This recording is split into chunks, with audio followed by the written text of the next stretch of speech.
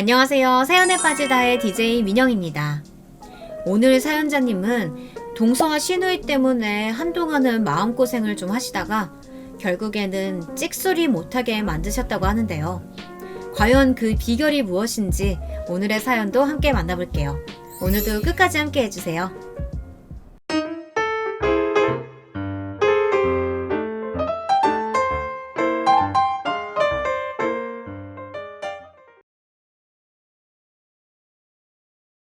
안녕하세요. 저는 이제 결혼한 지 8년 차인 30대 중반 여성입니다. 사연을 쓰기에 앞서 여러분께 저는 질문 2가지를 던져보고 싶습니다. 여러분은 동서 그리고 시누이가 있으신가요?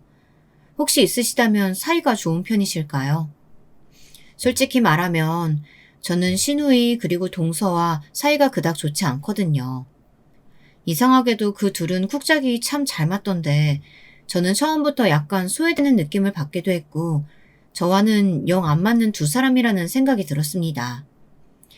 그래서인지 저희는 처음부터 잡음과 마찰이 많았고 그동안은 그냥 그러려니 하고 지내고 있었는데 점점 갈수록 시누이 그리고 동서와의 갈등이 점점 심해져서 저는 이제 견딜 수 없을 지경에 이르러 이렇게 사연을 보내게 되었습니다. 제 이야기를 한번 들어봐 주세요. 먼저 저희 가족관계부터 설명을 해드려야 이해하시기에 편하실 것 같아요. 저희 남편은 2남 1녀 중 첫째입니다. 저희는 아들이 2이고요. 남동생은 결혼해서 딸 2이 있습니다. 여동생도 일찍이 결혼을 했고요. 동서 이야기부터 먼저 좀 해볼게요. 제가 처음 동서가 좀 이상하고 저랑 정말 안 맞는다는 걸 느꼈던 건 제 결혼식 때였습니다. 그때는 동서가 시동생이랑 결혼을 하기 전이었거든요. 결혼을 하기도 전부터 동서가 제게 저질렀던 만행들은 정말 어이가 없고 소름이 끼칩니다. 저는 5월에 결혼식을 했어요. 왜 5월에 신부란 말이 있잖아요. 어렸을 때부터 제일 좋은 계절에 결혼하는 게 오랜 꿈이었거든요. 정말 날이 찢어지게 밝고 화창한 날 새하얀 웨딩드레스를 입고 야외 결혼식을 하는 것. 상상만으로도 너무 달콤하고 행복하지 않으신가요? 저는 남편에게도 그 이야기를 종종 했었고 긴 연애 끝에 준비한 결혼식이라 마음먹은 대로 저희는 5월에 결혼식을 올리게 되었습니다. 생각보다 워낙 금액이 비싼 탓에 야외 결혼식은 아니었지만요. 그런데 동서가 참 결혼식을 하기 전부터 아주 별스럽게 잡음을 내는 거예요. 남편이 시댁 집안의 첫째고 개혼이었거든요. 그러니 남편 결혼식 날짜를 동생들과 상의할 일이 뭐가 있겠어요. 양가 부모님과 상견례를 하며 결혼식 날짜를 잡았고 가족들에게 통보를 했는데 그걸 전해들은 동서가 딴지를 걸기 시작한 거예요. 그 길로 시댁을 찾아와 아주 울고불고 난리가 났었다고 해요. 어머니 정말 너무하신 거 아니에요? 제가 그렇게 5월에 오빠랑 시골리고 싶다고 노래를 불렀는데 형님 결혼식을 5월로 잡으셨다니요. 5월에 하면 어떻고 6월에 하면 또 어떠니? 집안의 첫째가 결혼을 먼저 하는 게 순서인데 이번에는 너희가 좀 양보하고 기다려주면 안 되겠니? 저는 꼭 5월에 야외 결혼식 하고 싶었단 말이에요.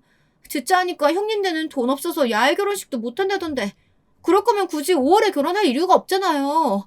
저희가 먼저 하고 형님네가 날 좋은 가을, 그러니까 10월쯤에 하시면 안 될까요?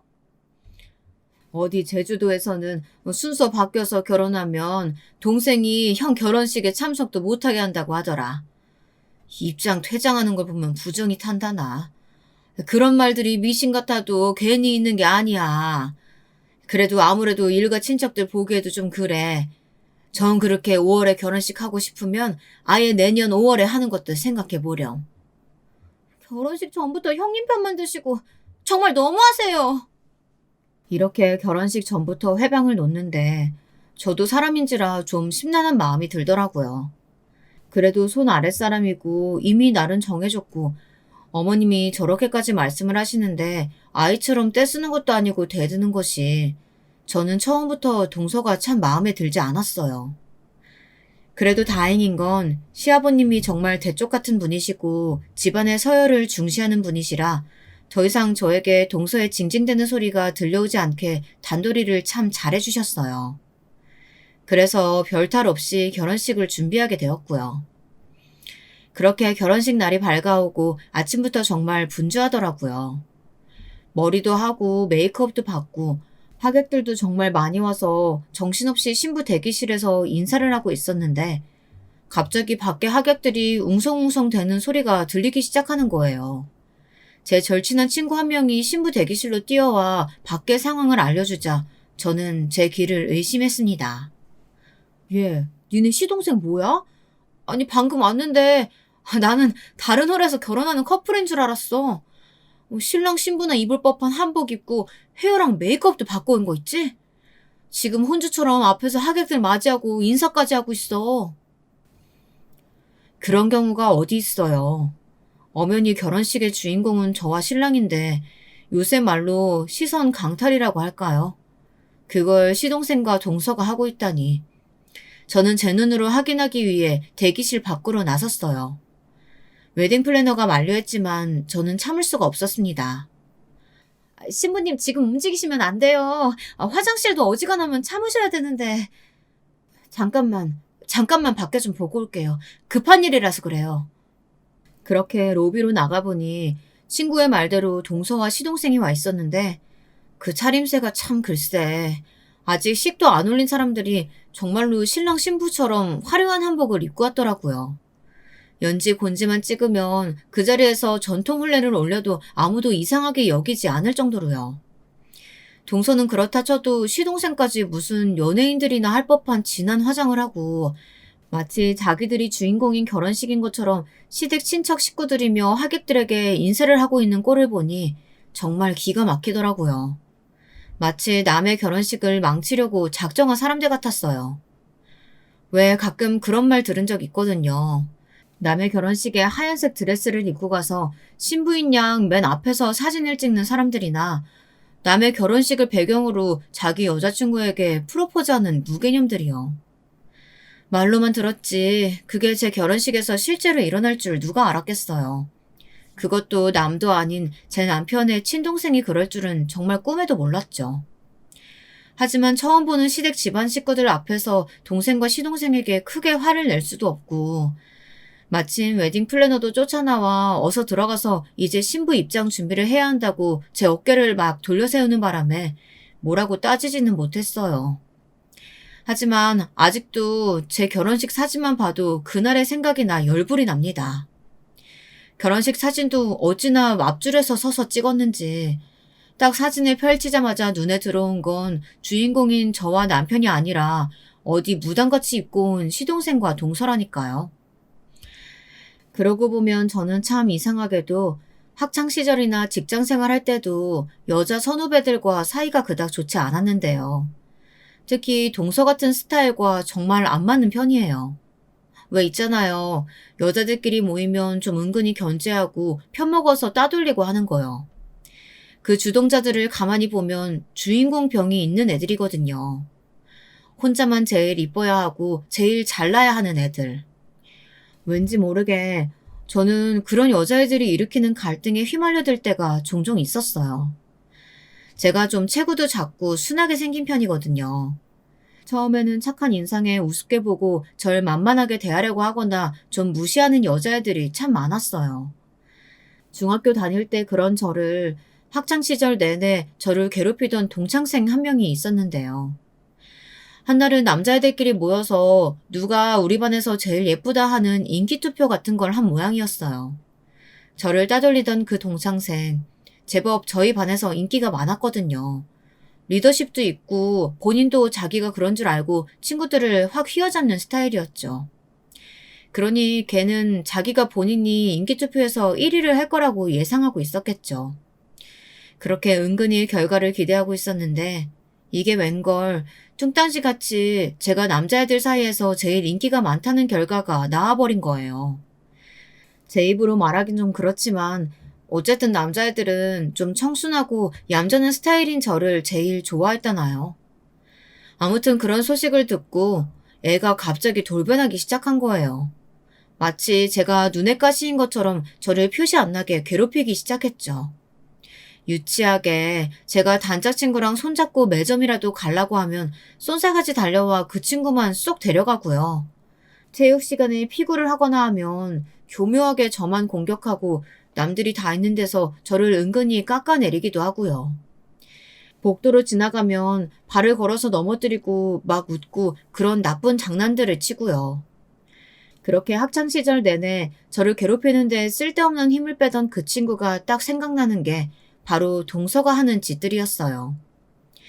그날도 저 때문에 본인이 원하는 5월의 결혼식을 치르지 못했다는 안갚음인지 아니면 어디서라도 본인이 주인공이 되어야 직성이 풀리는 성격 때문인지 동서가 그런 일들을 벌인 게 아니겠어요. 그렇게 동서와 시작부터 좋지 않다 보니 저는 정말이지 동서와 마주치는 일이 달갑지 않았어요. 특히 명절 때. 명절 때는요. 저는 시댁 가기 며칠 전부터 두통과 수화불량이 왔어요. 이런저런 이유도 있지만 가장 큰 이유는 아무래도 동서 때문이었죠. 저희가 결혼을 하고 결국 그해 가을 동서와 시동생도 결혼식을 올렸어요. 어찌나 둘이 사랑꾼들인지 내년 5월까지는 도저히 기다릴 수가 없다나요. 그렇게 동서네가 결혼한 지 한 달쯤 되고 추석 연휴가 되었어요. 그래도 동서네가 결혼하고 처음 맞는 추석이니 신경이 좀 쓰이더라고요. 동서네 친정 갈 때 들고 갈 선물까지 마련해서 시댁에 갔는데요. 글쎄 동서네가 추석 연휴에 해외여행을 간다는 거예요. 이게 다 뭐냐? 이번에는 추석 선물을 왜 이렇게 많이 사왔어? 이번에 동서도 들어오고 나서 새로 맞는 명절이니까 조금 풍성하게 준비해봤어요. 어머님 근데 동서는 아직 안 온 거예요? 응? 얘기 못 들었어? 걔네 해외여행 가서 이번 추석에는 못 온다고 했어. 어머 그래요? 신혼여행도 다녀온 지 얼마 안 됐을 텐데 피곤하지도 않나. 역시 젊음이 좋긴 좋네요 어머님. 그러니까요. 신혼여행도 어디 외국으로 일주일 넘게 다녀온 지 얼마 되지도 않아서 그것도 첫 명절에 해외여행을 핑계로 시댁에 오지 않는다는 게 좀 그렇더라고요. 어머님도 내심 서운해하시는 것 같아 너스레를 떨며 이야기를 했지만 저도 마음이 많이 불편했어요. 아니 해외로 나가는 거면 비행기표도 미리 다 끊어놨을 테고 다 계획이 있었을 텐데 양해라던가 안부도 없이 시부모님께만 전달하면 끝인가요? 마침 추석이 지나고 명절 때 못 보고 했으니 다 같이 식사나 하자는 아버님의 부름에 간 자리에서 동서를 만나 제가 한 소리 했죠. 동서, 여행은 잘 다녀왔어? 재밌었어? 네, 형님. 말도 마세요. 거기가 한국인지 외국인지 이제는 명절이라고 조상님 모시는 그런 것도 없나 봐요. 전부 다 한국 사람들이 외국에 나와서 어찌나 바글바글 하던지요. 기분도 못 내고 돌아온 것 같아요. 그러니까 명절 때는 어지간하면 가족들끼리 모여서 시간 보내는 게 좋지. 뭐 동선의 일정을 내가 왈가왈부할 건 아니지만 그래도 미리 연락 한번 해줬으면 좋을 것 같다는 생각이 드네. 게다가 신혼여행도 다녀온 지 얼마 안 돼서 또 해외여행이라니 좀 무리한 거 아니야? 어머 형님, 이번 여행은 저희 친정부모님께서 특별히 경비 보태주셔서 다녀온 거예요. 혹시 지금 저희 돈 쓰는 거에 참견하시는 거예요? 아님, 뭐 저희들끼리 해외여행 갔다 왔다고 질투하시는 거예요? 그렇게 얘기하시니까 저도 기분이 좀 나쁘려고 하네요. 기분 나쁘라고 한 소리는 아닌데. 그리고 여행 경비 그런 걸 많이 쓴다고 뭐라고 하는 게 아니라 나는 뭐라 더 말을 하려고 하다가 그만 말문이 막혔는데 그게 왜인 줄 아세요? 글쎄 저에게 도끼 눈을 뜨고 기분 나쁘다고 말하던 동서가 벼랑 건 갑자기 훌쩍훌쩍 눈물을 짜기 시작하는 거예요. 형님, 정말 너무하세요. 아무리 그러셔도 그렇게 말씀 심하게 하시면 네, 형님. 아무튼 알겠어요. 그렇게 서운하고 기분이 나쁘신 줄 몰랐어요. 제가 여행 갈 생각에 들뜨기만 해서 이것저것 생각 못했던 것 같아요. 죄송해요. 보니까 마침 뭘 찾으신다고 아버님이 부엌에 들어오셨는데 그걸 보고선 갑자기 막 눈물을 흘리니 졸지에 저만 갓 시집온 동서 잡는 나쁘고 드센 형님이 되어버린 것 있죠. 잘 지내자는 의도로 실수한 것 이야기했더니 오히려 역공격을 당해버린 거죠. 무슨 일이냐? 왜 얘는 시집을 오자마자 눈물바람이야? 형님이 저 추석 때 못 온 걸 가지고 엄청 뭐라고 하시네요, 아버님. 제가 사과 드리려던 참이었는데 제가 생각이 짧았나 봐요. 그래. 다음부터는 명절 때는 가족들 다 같이 모여가지고 시간 보내는 것이 좋겠구나. 해외여행은 너네 시간 날 때 다녀와도 충분하지. 그리고 큰며느리 너도 너무 시집 온 세대 기강 잡는다고 너무 무섭게 드자비하고 그러지 마라. 집안에 웃음이 넘쳐야지 명절 아침부터 눈물바람 나면 쓰나. 그런 식으로 첫 명절을 시작하더니 동서는 저를 대놓고 무시하기 시작했어요. 명절이든 무슨 일이든 모이면 설거지만 하고 방에 쏙 들어가 있고 그러더라고요. 동서도 나와서 이것 좀 같이 하자. 뭘 좀 같이 하려고 하면 방에 들어가 있고 그러네. 형님, 오면서 멀미를 했더니 좀 속이 안 좋아서 잠깐 누워야 할 것 같아요. 죄송해요. 말은 그렇게 하면서요. 밥상 차려놓으면 속도 안 좋다는 사람이 밥은 기가 막히게 또 잘 먹어요. 그러고는 설거지 조금 하는 시늉 하다가 또 방에 쏙 들어가 버리고. 저희 시부모님이요. 처음에는 혼내는 시늉도 하고 제 편도 들어주시고 그러시더니 동서네가 은근히 잘 산다고 들었거든요.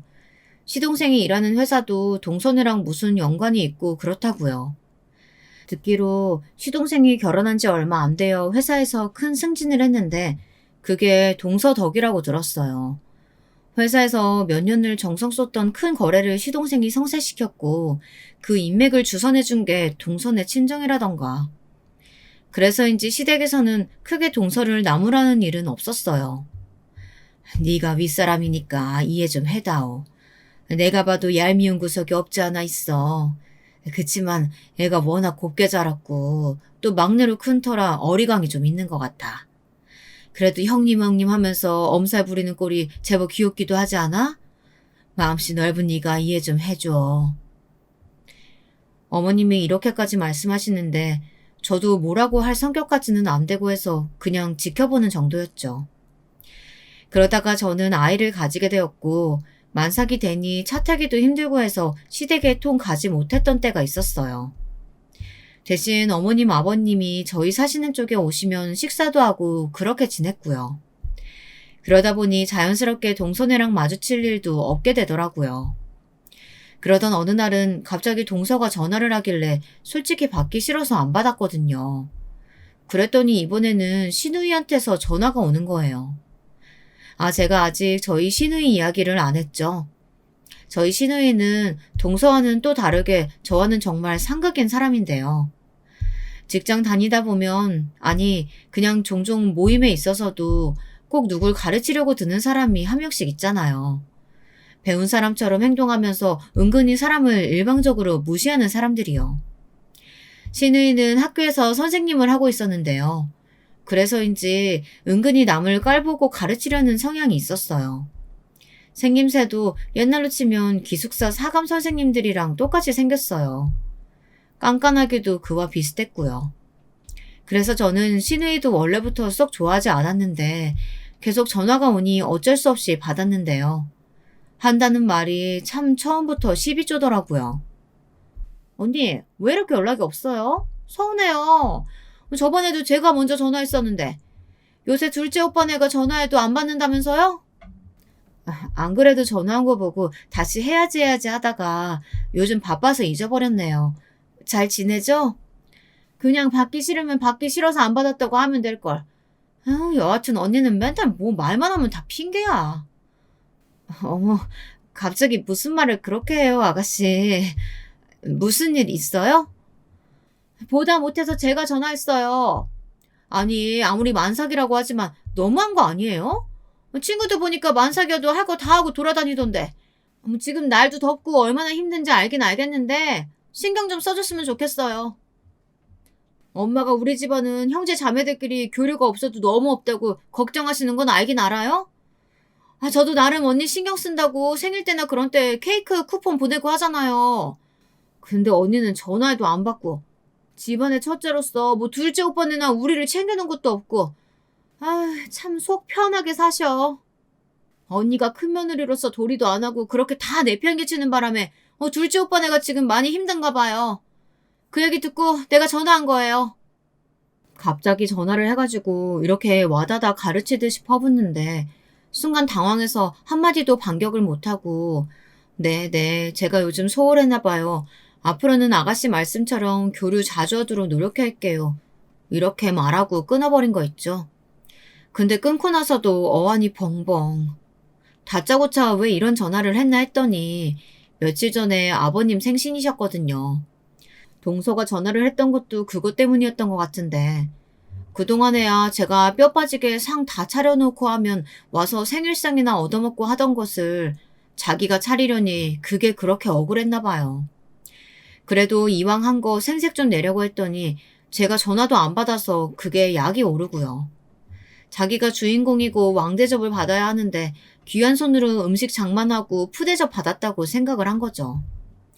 게다가 고작 딱 한 번, 제가 임신하고 명절 때 못 내려가니까 딱 한 번, 저 없이 어머님이랑 단둘이 제사 음식 준비를 했는데요. 그것도 신우이랑 동서 둘이 아주 불만이 가득한 거였어요. 그도 그럴 것이 제가 처음 시집 갔을 때 제사 음식하느라 이것저것 분주한데 그때 결혼 전이었던 신우이는 그냥 앉아서 TV 보고 낮잠 자고 자기네 집안 제사인데도 하도 손님처럼 하고 있길래 제가 한 소리 한 적이 있었거든요. 아가씨, 그렇게 쉬고만 있지 말고 여기 와서 음식 좀 같이 하면 안 돼요? 부엌에 사람도 많구만. 저까지 보태야 돼요? 저 요즘 공부하느라 피곤해요. 그랬더니 시어머니도 딸 편을 막 드시더라고요. 쟤 어제 늦게까지 공부하고 와서 피곤해. 그냥 하던 대로 우리끼리 하면 되지. 큰일도 아니구만. 근데 그게 신우이랑 동서가 워낙 쿵짝이 잘 맞다 보니까 자연스럽게 저는 시댁에 가면 주방부터 들어가는 반면 동서는 시댁에 가면 신우이 방에 들어가서 수다 좀 떨고 낮잠부터 좀 자고 이렇게 공주행세를 하며 지냈던 거죠. 그러다가 갑자기 맏며느리가 하던 일들을 도맡아 하니 입이 아주 대빨 나와 신우이를 뒤에서 조종해서 저를 따지는 전화를 하게 만든 거예요. 그렇게 이간질과 자기 편하자고 남 일 시키기에 능한 동서는 해가 지날수록 더 얄미워지더라고요. 신우이나 동서나 안 그래도 얄미운 사람들은 애를 놓고도 더 얄미워지더라고요. 신우이와 동서가 미우니까 괜히 죄 없는 그 집 애들까지도 미워지는 거 있죠. 둘 다 제가 만삭일 때나 애를 키울 때에는 어떻게든 제가 편한 꼴을 못 보더니 글쎄 자기가 애를 가졌을 땐 저희 애들더러 뭐라고 하는지 아세요?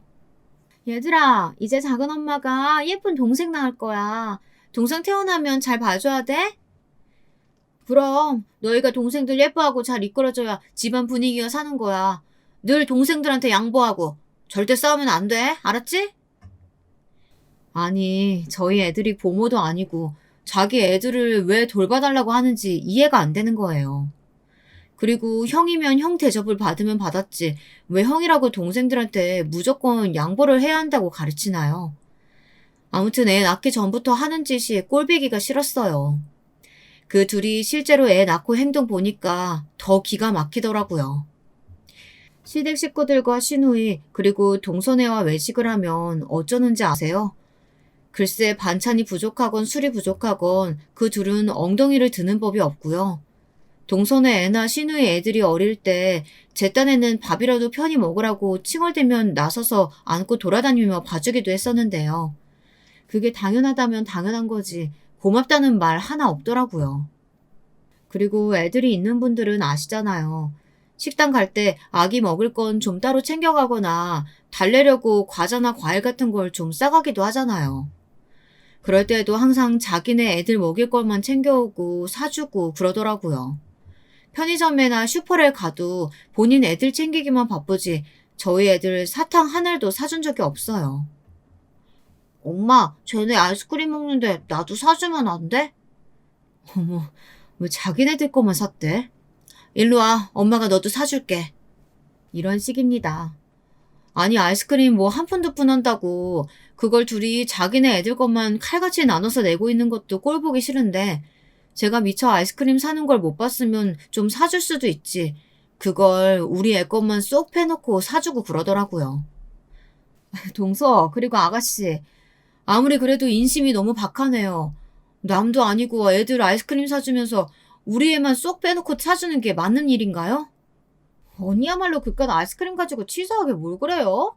각자 애들 챙기려니까 정신 쏙 빠져서 그랬지. 뭘 누가 일부러 안 챙긴 것처럼 그렇게 얘기하고 그래요. 맞아요, 형님. 아유, 참 됐어요. 제가 하나 사줄게요. 그럼 됐죠? 이리 와. 아이스크림 하나씩 더 사줄게. 이런 식으로 정말 하나하나 말하자면 얄미운 짓거리들은 끝이 없지만 지나간 일은 너무 많아서 여기까지 이야기하는 걸로 생략하고 제가 비교적 최근에 겪은 일을 말씀드릴게요. 그날은 어머님이 다리를 수술하시느라 병원에 좀 길게 입원하셨다가 퇴원을 하시는 날이었어요. 어머님 병원에 계실 때요. 동서나 시누이는 바쁘다는 핑계로 코빼기 한 번도 비춘 적이 없었죠. 늘 병원에 붙어 있진 못했지만 그래도 짬날 때마다 어머님 잘 계신지 들여다보고 조금이라도 간병하는 건 저나 제 남편이었어요. 그래도 저는 큰 불만 없었어요. 큰며느리로서 해야 할 도리라고 생각했고요.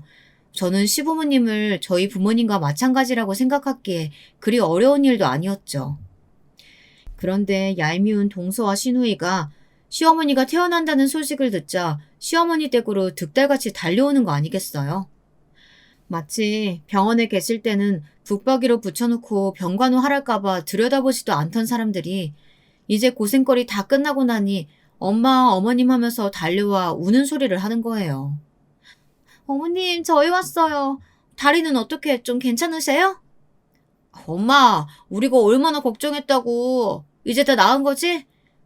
어, 그럼 네 언니가 얼마나 극진히 보살펴줬던지 그 덕을 좀 본 것 같구나. 어머님이 제 칭찬을 하시기에 무섭게 동서는 말을 돌리더라고요. 왜 제가 말했잖아요. 그놈의 주인공병. 제가 극진히 병수발해 드린 거 칭찬받게 될 것 같으니까 바로 질투가 나서 화제를 바꾸는 모양이 참 유치하기도 하고 우습기도 했어요. 그나저나 형님, 어머님 말씀처럼 병원 왔다 갔다 하시느라 고생하셨을 텐데 좀 쉬시지. 뭘 이렇게 또 바리바리 싸우셨어요. 어머님 회복에 도움될까 해서 사골국 좀 해왔어. 어머님 다리 회복에 도움이 조금 될까 해서 동네 유명한 정육점에 주문까지 해서 직접 밤새 사골국을 끓여서 갔거든요. 곰탕을 끓인다는 게 좀 손이 많이 가고 정성이 많이 들어가는 일이에요. 뼈를 깨끗이 씻어서 한 두어 번은 끓여서 불순물을 제거하고 그 이후로도 정성 들여 끓이고 또 끓이고 온 집안에 냄새 배는 것도 감수하고 그렇게 열심히 끓여왔더니 동서랑 시누이가 한다는 말이 뭔지 아세요? 어머, 형님 건강정보 프로그램도 안 보셨어요? 사골 그런 거 우려 먹어봤자 아무 영양가 없대요. 그냥 미신처럼 뭐 뼈 국물 내서 먹으면 뼈 건강에 좋겠거니 하고 그래서 먹는 건데 실제로 은상과 과학자가 막 실험해본 결과가 나왔는데 정말 아무런 도움되는 성분도 없다던데요? 게다가 사골국에 막 소금 쳐서 먹잖아요. 그게 나트륨 덩어리라 건강에 더 안 좋대요. 맞아. 나도 그런 내용 본 적 있어.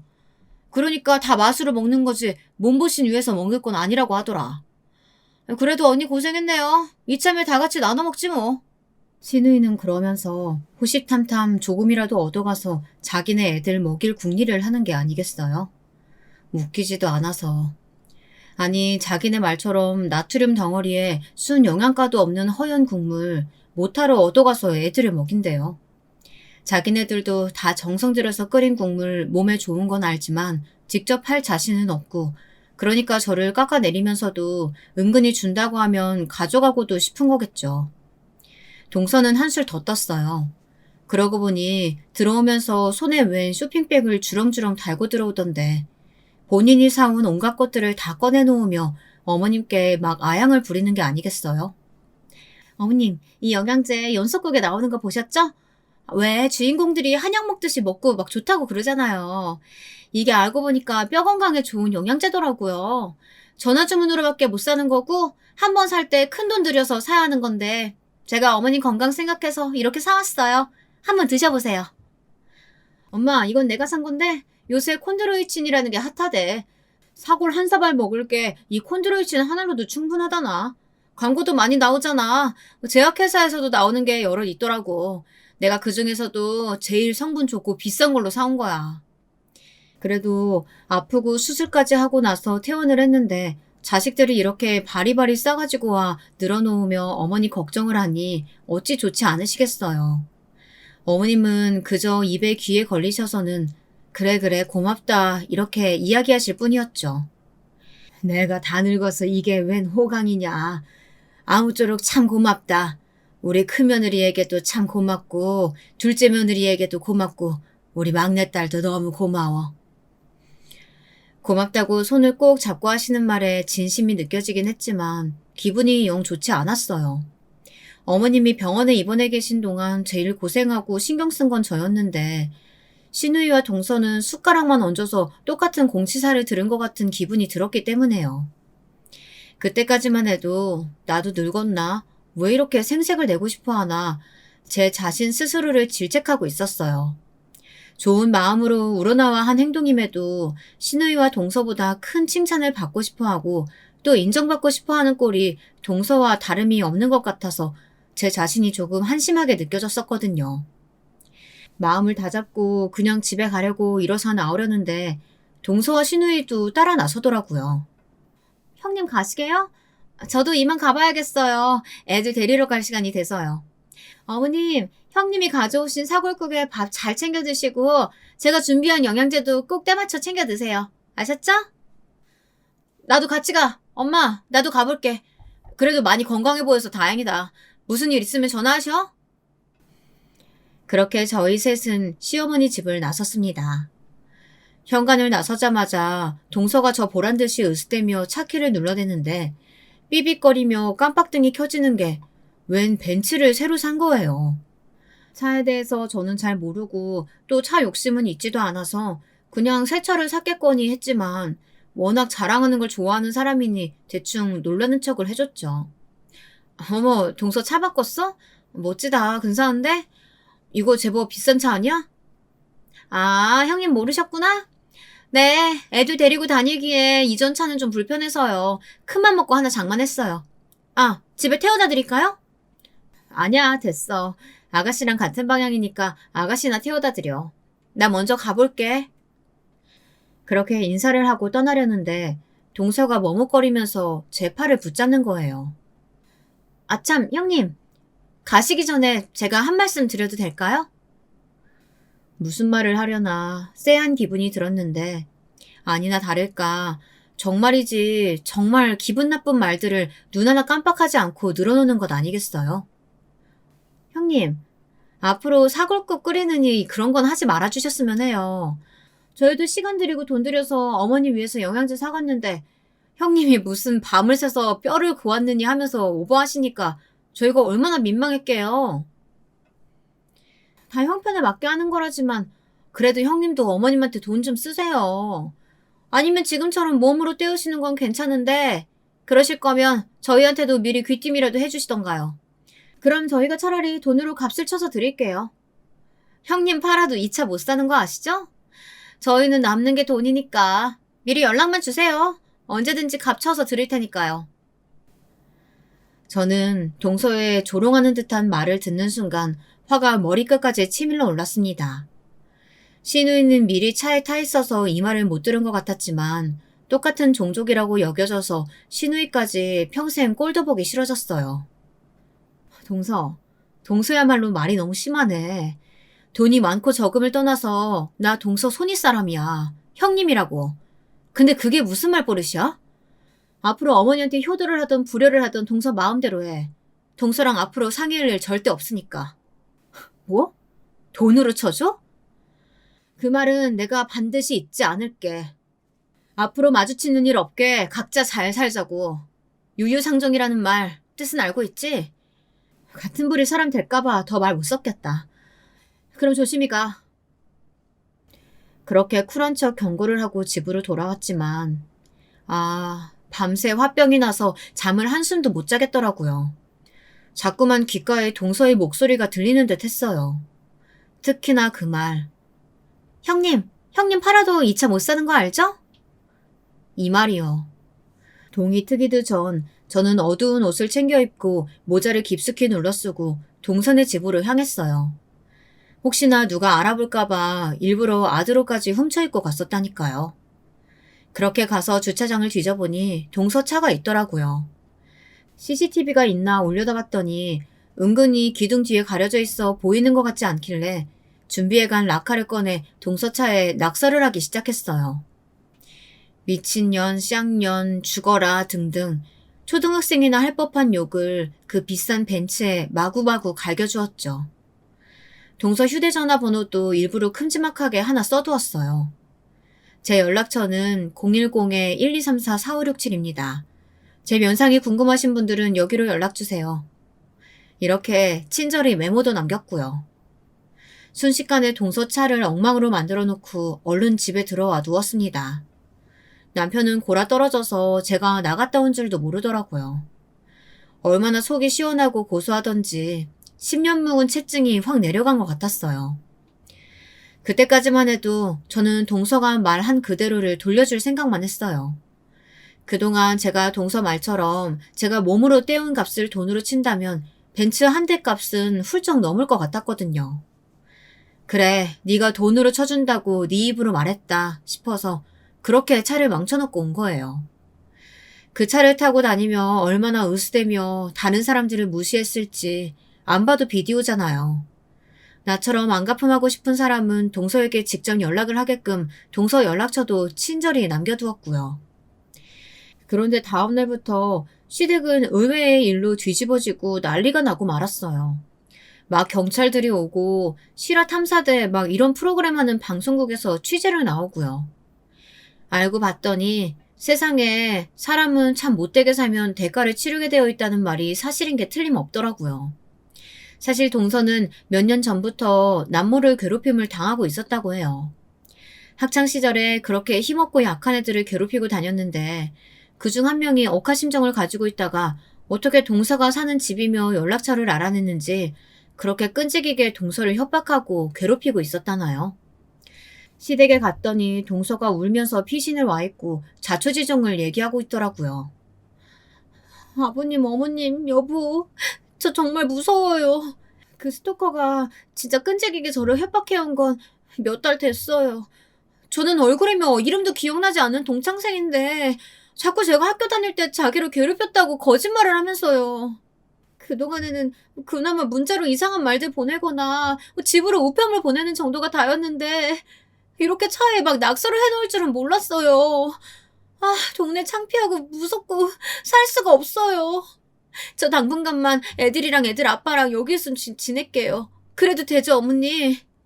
시댁 어른들께서는 무슨 일인가 황당해 하셨지만 당장 협박이라던가 스토커라던가 하는 그런 무서운 말들을 겪자 당연히 본인들이 데리고 있어야 한다는 생각들을 하시더라고요. 근데 동서의 말을 들으니 짐작이 가는 게 있었어요. 왜, 저도 학교 다닐 때 딱 동서 같은 애들한테 괴롭힘을 당한 적이 있다고 했었잖아요. 동서 얘기를 들어보면 지금에 와서 동서를 협박하는 사람이 어지간히 억하심정을 가지고 그러는 게 아닌 걸로 보이는데 아니 땐 굴뚝에 연기 나겠느냐고요. 누가 할 일 없이 몇십 년 동안 호시탐탐 기회를 노리고 있다가 한 사람을 괴롭히기 위해 이렇게 노력을 하겠어요. 다 진짜로 본인이 당한 게 있고 또 보통 당한 게 아니니 안갚음을 하려고 하니 이 지경까지 온 것이죠. 다행인지 불행인지 상황이 이렇게 흘러가자 동서는 제가 차에 그 짓을 했다고는 추호도 의심하는 것 같지 않았습니다. 그런데 더 놀라운 일이 벌어졌어요. 동서가 핸드폰도 다 꺼버리고 살던 데에서 자취를 감춰버리자 그 동서를 괴롭힌다던 동창생이 이번에는 인터넷에 폭로글을 올려버린 거예요. 이 사실을 어떻게 알게 되었냐고요? 동서와 그렇게 둘이 죽고 못 살고 붙어다니던 시누이가 갑자기 시댁으로 쳐들어와서 동서에게 삿대질을 해가면서 당장 이 집에서 썩 꺼지라고 욕을 막 해대기에 그렇게 알게 된 사실이에요. 동서가 시댁에 머물러 있기를 한 일주일인가 2주일쯤 되었을까? 시누이가 갑자기 사색이 돼서 집으로 막 뛰어들어오더래요. 사감 선생님처럼 그 단정한 차림의 사람이 막 머리도 산발이고 옷 매무새도 마구 헝클어져서요. 엄마, 둘째 오빠네 어딨어? 어딨냐고? 아니, 얘 대체 벼랑간 이게 무슨 일이니? 너 지금 학교에 있을 시간 아니야? 이 꼴은 이게 다 뭐고? 동서가 낮잠 자다 부스스한 모습으로 나오자 신우이가 막 달려가 동서의 머리채를 잡고 흔들어대기 시작했습니다. 야, 너 지금 누구 인생 망치려고 환장했어? 여기가 어디라고 네가 와 있어? 거기다가 지금 한가롭게 낮에 발 뻗고 잠이 와? 누구는 밖에서 지금 어떤 꼴을 당하고 왔는데? 어머, 미쳤어요? 이거 놓고 얘기해요. 네? 동서는 순간적으로 아가씨를 확 제압해 버리더라고요. 맞죠, 제 말이? 동서가 학창시절에 괴롭히던 짬이 나와서 저렇게 순순히 당하고만 있지는 않을 거라고요. 신우이도 지지 않고 바락바락 대들기 시작했어요. 엄마, 제가 얼마나 무서운 애인 줄 알아? 글쎄, 학교 다닐 때 애들을 그렇게 괴롭혀서 쟤한테 맞아서 어디가 부러진 애도 있고 피해서 도망치듯이 전학간 애도 있었다고. 쟤 저거 맨날 어디 유학하라고 우스댔지? 그게 유학 간 게 아니고 학교에서 퇴학당할 지경에 이르러가지고 쟤네 부모님이 도망치듯 해외로 빼돌린 거래. 뭐? 그게 다 사실이냐? 이게 다 무슨 일이야? 나 방금 학교에서 무슨 일 당하고 왔는지 알아? 쟤한테 엄청나게 괴롭힘 당했다는 애가 인터넷에 글을 올린 거야. 우리 집 신상까지 다 털어가지고. 특히 신우이란 사람은 학교에 다니는 선생이라는 내 신상까지 올리는 바람에 우리 학교로 민원 전화 계속 쏟아지고 난리도 아니었어. 나 이제 어떡해. 공무원은 이런 평판 남는 게 최악인데 앞으로 어떻게 하냔 말이야. 예상했던 바가 딱 맞더라고요. 동서에게 억하심정을 가진 동창생이 더 이상 동서를 공격할 수 있는 창구를 찾지 못하자 급기야 인터넷에까지 글을 올려서 이런 사단을 낸 거였더라고요. 정말 무서웠던 게 어찌나 집요하게 동서에 대해 파고들었는지 동서에 대한 신상에서부터 시동생, 신우이, 신우이의 남편, 그리고 아이들까지 아주 정확하게 정보를 정리해서 올려놓은 거 있죠. 그뿐만이 아니었어요. 동서나 신우이나 어찌나 평소에 행실이 안 좋았었는지 그렇게 신상이 폭로된 글에 댓글이 달리기 시작하는데 그것들만 읽어봐도 세상에 그런 천하에 몹쓸 것들이 없더라고요. 동서의 아파트에 사는 한 주민은 이렇게 댓글을 달았어요. 저 여자 진짜 무슨 일 낼 줄 알았는데 기어코 이렇게 인터넷에 올라오네요. 저 여자 집 층간소음 얼마나 심한 줄 알아요? 맨날 늦은 시간까지 뭘 하는지 발에 망치를 달았는지 쉴 새 없이 쿵쿵쿵쿵. 애들 뛰는 것도 제재 안 하는 것 같고.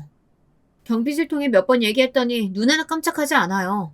심지어 경비 아저씨가 그 말 전했다고 나이도 지긋한 분을 삿대질까지 해가면서 쥐잡듯이 잡더라고요. 그 인성. 제가 무슨 일을 내도 단단히 낼지 알고 있었습니다. 며칠 전 차에 라카칠 칠해져서 요새 동네에서 통 안 보이대요. 신우이도 양반은 아니었죠. 신우이가 가르친 제자라는 애는 졸업생임에도 불구하고 이렇게 댓글을 달았더라고요. 선생님은 정말 제가 그동안 만났던 선생님 중에 최악이었어요. 사실 저희 집이 기초수급자여서 형편이 어려웠는데요. 학교에서 무상으로 지원받는 일이 있을 때마다 대놓고 애들 앞에서 불러다 세워놓고 어찌나 저를 무시하던지. 선생님, 저 기억나시죠? 선생님은 부잣집 사모님이라고 들었는데 이번 일로 날아가시겠네요. 축하드립니다. 그러니까 유유상종이란 게요. 본인들이 그동안 한 짓으로 이렇게 벌을 받게 된 건데 서로 너 때문이라느니 너 때문에 일이 커졌다느니 이렇게 머리채들을 잡고 싸우는 거예요.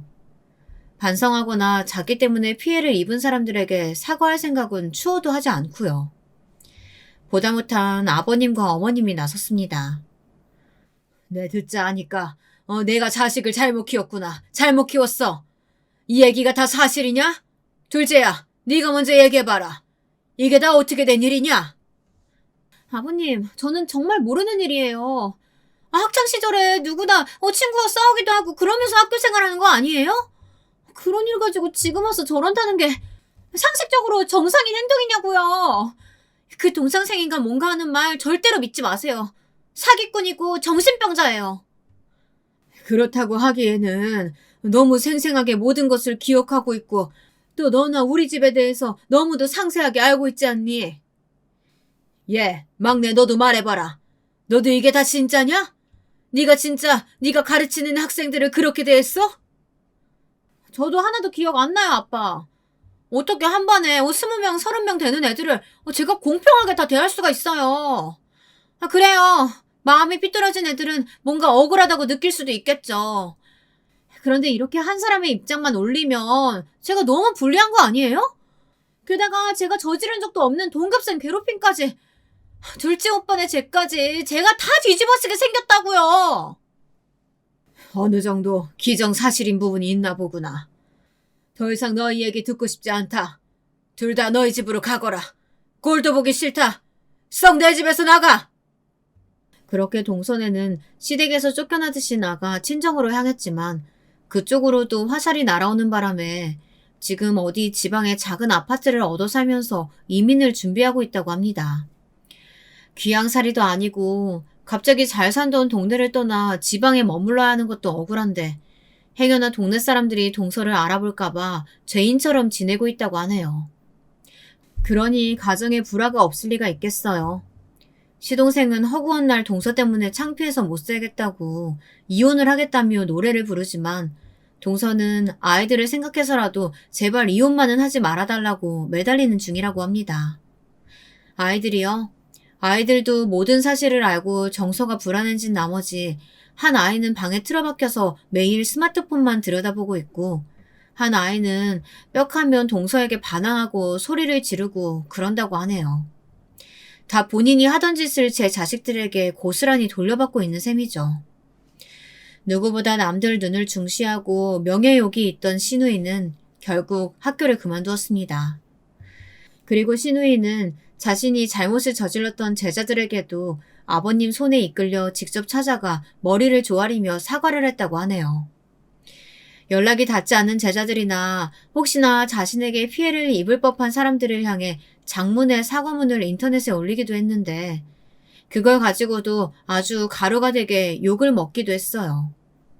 그 사과문을 자세히 읽어보면 왠지 은근히 재수가 없었거든요. 사과를 하는 척하긴 했지만 은근히 남을 가르치면서 제 잘못은 없다는 투로 작성한. 아무튼 그런 게시글을 올렸더니 욕을 또 호되게 얻어먹고 평생 주홍글씨처럼 악덕 교사라는 낙인이 따라다닐 줄 알았는데 그것도 시간이 지나니까 금방 잊혀지기도 하더라고요. 그렇게 그날 동서의 차에 저지른 저의 범행은 완전 범죄로 끝났습니다. 한 사람에게 발각이 될 뻔하긴 했지만요. 어느 날 아들이 저에게 묻더라고요. 엄마 이상해. 내 옷에 빨간 게 묻었는데 안 지워진다? 피인 줄 알았는데 피도 아니고. 이거 내가 아끼는 옷인데 어쩌지? 그 라카가 언제 그 옷에 묻었을까요? 도둑이 재발저린다고 저는 화들짝 놀랐지만 이내 침착함을 되찾고 아들에게 다른 새 옷을 3벌이나 사주었습니다. 아들은 그저 옷을 사주니 기분이 좋아 입이 찢어질 뿐이었어요. 와, 엄마 웬일이야? 이렇게 새 옷을 한꺼번에 많이 사주고? 거기다가 여기는 브랜드라 비싸다고 절대 안 사줬었잖아. 엄마가 그럴 일이 좀 있지. 냈다. 기분이다. 신발도 하나 사줄까? 이제 동서네가 외국으로 이민을 가게 되면 저는 더 이상 동서네와 볼 일이 없어질 것 같아요.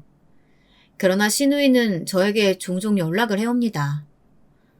언니, 제가 그동안 언니한테 참 잘못한 것 같아요.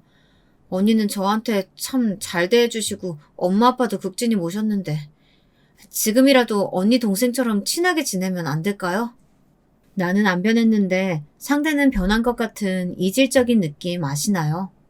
좋은 쪽으로든 나쁜 쪽으로든 시누이는 변했지만 저는 그래도 시누이와 가까이 지낼 마음이 별로 들지 않았습니다. 어느 쪽으로든 거리를 두고 사는 게 맞다는 생각이에요. 세상 만사 무슨 일이 벌어질지 또 모르니까요.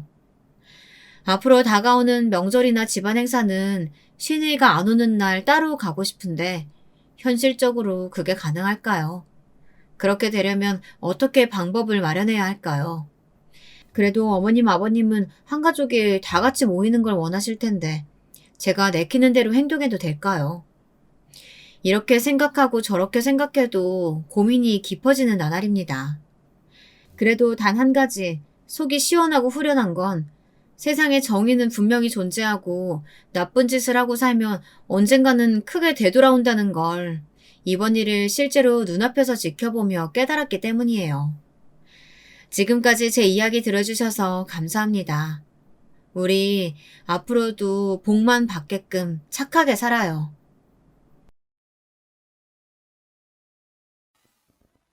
안녕하세요.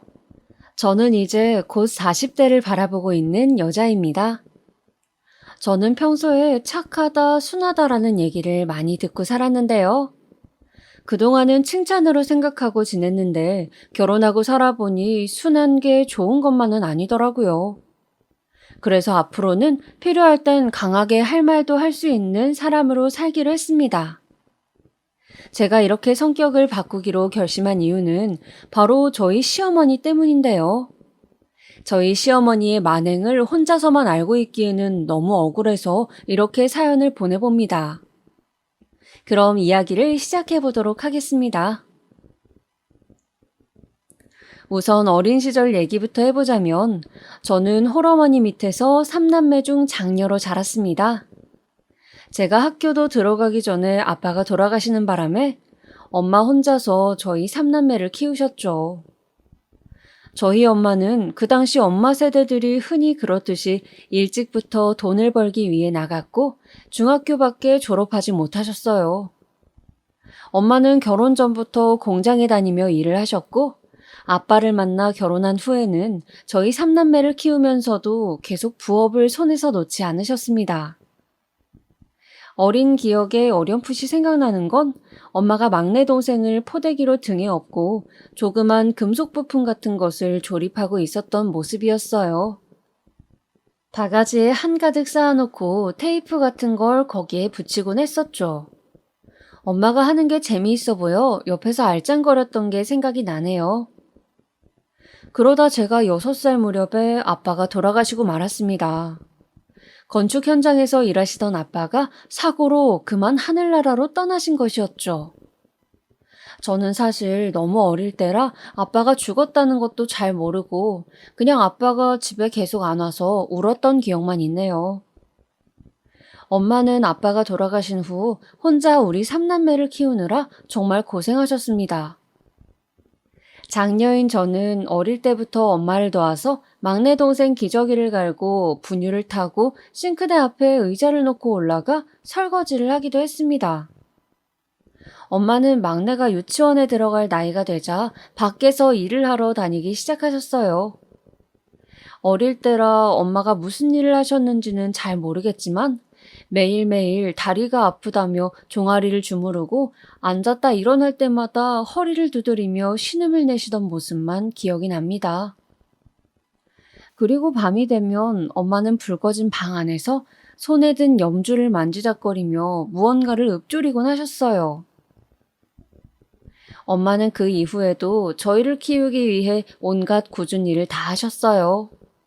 아무래도 사무직은 뽑아주는 데가 없다 보니 몸 쓰는 일만 하셨습니다. 공장 생산직은 물론이고 건물 청소, 가사 도우미, 전단지 알바까지 아침부터 저녁까지 그렇게 일을 하시곤 새벽에 우유 배달까지 하셨습니다. 아무래도 혼자 벌어서 3남매 학교 보내려면 많이 빠듯했겠죠.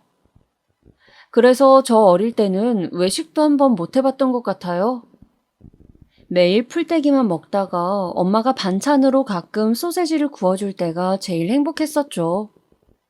어릴 때는 다른 친구들처럼 치킨도 햄버거도 안 사주는 엄마가 미웠지만 중학생이 된 이후부터는 엄마가 얼마나 고생하시는지 알게 되어 더 이상 투정 부리지 않았습니다. 그렇게 시간이 흘러 저와 동생들이 하나 둘씩 대학에 가고 알바를 하게 되면서부터 엄마도 예전보다는 일을 줄이게 되셨어요.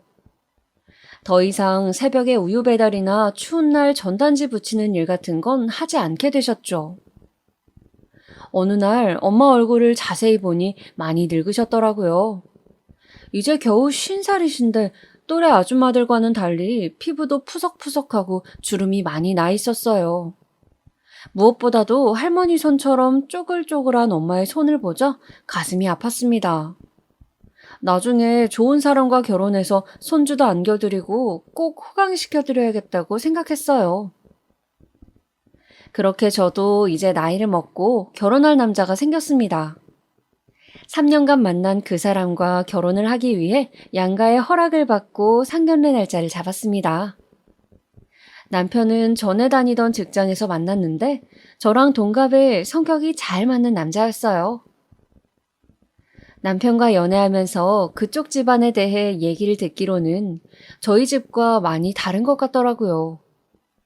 우선 저희 엄마는 불교인 반면에 예비시댁은 독실한 기독교 집안이었어요. 종교가 다른 게 문제가 될까 걱정했지만 정작 결혼 당사자인 저와 남편은 무교였기 때문에 괜찮을 거라고 생각했습니다. 그리고 고졸이신 저희 엄마와는 달리 시부모님은 두 분 다 대학까지 나오셨더라고요. 시아버지는 조그만 사업체를 운영 중이시고 시어머니는 가정주부라고 들었습니다.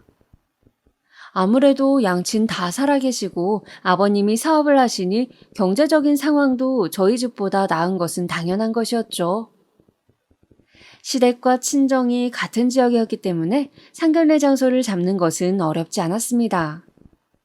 그리고 상견례 당일 저는 엄마를 모시고 상견례 자리에 나갔어요. 저희가 먼저 도착해서 앉아 있으니 곧 남편이 시부모님을 모시고 들어오더라고요. 저와 엄마가 자리에서 일어나 인사를 드리니 시어머니가 눈을 흘깃하고선 예 하고 말더라고요. 자리에 앉고 음식이 나오자 천천히 식사를 하면서 어른들끼리의 얘기를 나누셨습니다. 그런데 얘기를 나누다 보니 시어머니가 말씀을 좀 심하게 하시더라고요. 아유, 근데 수진이는 내가 보니까 애비 없는 티가 너무 나대요. 우리 준석이랑 저녁 먹었으면 빨리빨리 집에 보낼 것이지. 기집애가 뭘 한다고 늦게까지 남자애를 붙잡고 있는지. 그런 건 원래 애 아빠가 교육을 시켰어야 되는데 아빠가 없으니 뭔 교육이 됐겠어요? 시어머니가 저희 엄마에게 이렇게 말씀하시는 게 아니겠어요?